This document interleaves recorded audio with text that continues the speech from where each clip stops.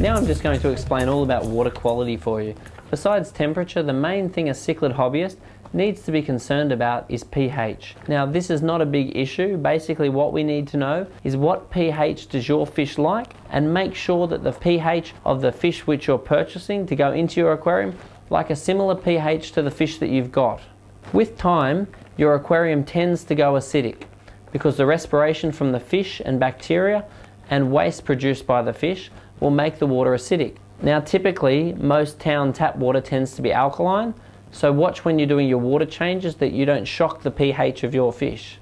There's many commercially available buffers on the market which will help you maintain a high pH or a steady pH, and the introduction of any corals, shells, coral sand, shell grit, anything calcium carbonate based will help to make sure that you do maintain a nice high pH. It's really important when you're altering any water quality, particularly pH, that you do it very gradually, because the fish become accustomed to the pH that you're in at the moment, and you must adjust it slowly. That accounts a lot of the time for why you have what seems to be a healthy aquarium at home. You buy a fish from the aquarium, you take it home, and then that fish dies. Often it's that the water quality in your home aquarium wasn't quite right. The water quality at the shop hopefully was. Then it's that individual has been shocked once it's been put into your aquarium. So it's not so much the water quality itself, it's more so the shock that's provided if you change your pH too quickly. So any buffers, any water changes, anything you're doing to alter pH, do it slowly and gradually over time for the safest results.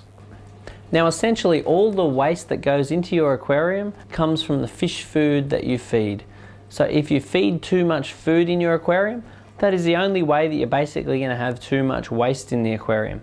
So you feed the food, which is proteins, amino acids and things.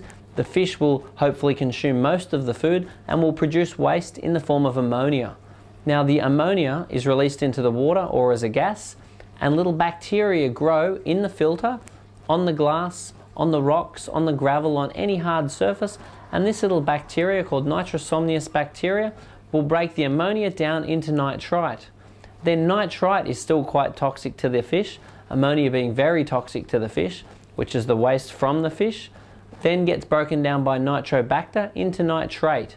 So you've got ammonia getting broken down into nitrite, which gets broken down into nitrate. Ammonia and nitrite are the higher level wastes, which are very toxic to your fish. Nitrate is not as toxic to the fish. Water changes and the presence of denitrification will help to get rid of nitrate, and having larger filters with more bacterial capacity is what gets rid of your ammonia and nitrite.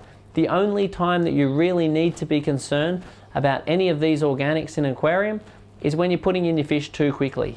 So the best advice I can give you is get small amounts of fish added on a regular basis with not too many going in at once, to make sure that the amount of bacteria will be stable for the amount of waste being produced by your fish. The way that you get your water quality and clarity as crystal clear as this one is by making sure you've got plenty of filtration on your aquarium. Always overestimate on filtration. Make sure you always wash your filter material in water from the fish tank, not water from the tap, and don't overfeed. So if your water is a little bit cloudy, one thing to try is adding some of the bacterial agents which are available on the market, which increase the amount of bacteria in the aquarium, which will break down any organics and help to clear the aquarium. If that isn't working, you could also try putting in some activated carbon. Don't put the bacterial agents and the activated carbon in at the same time, because the carbon will suck out the bacterial agents, but in general carbon will clear the aquarium and take any odours out of the aquarium. Make sure you remove your carbon after about 1 month.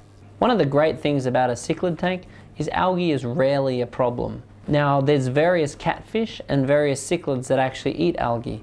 So algae is in itself a food source. So providing you've got a good range of catfish and various algae eating fish, algae really shouldn't be a problem in a cichlid aquarium.